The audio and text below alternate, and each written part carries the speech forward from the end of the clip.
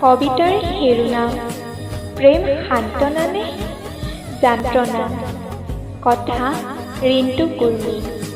পাঠ দীপশিখা ৰাজপৰ।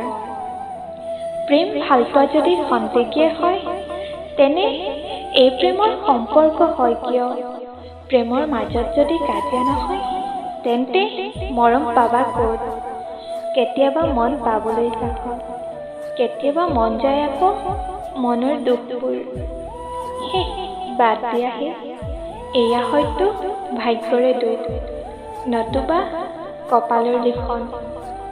মনত পৰে তোমাৰ সেই কথাবোৰ, মনত পৰে তোমাৰ কান্দোনৰ। হয়তো নকলেও বুজিছা চাগৈ, মইতো নুবুজো বাবে।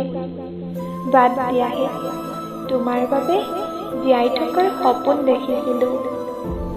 তোমাৰ কথাবোৰ মোৰ ব্ৰহ্মাস্ত্ৰ আছিল, সাহস আৰু বহুত কিবা কিবি।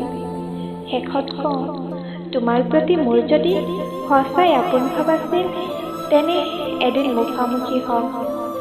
তেতিয়া মই যদি বাদ দিয়াহে।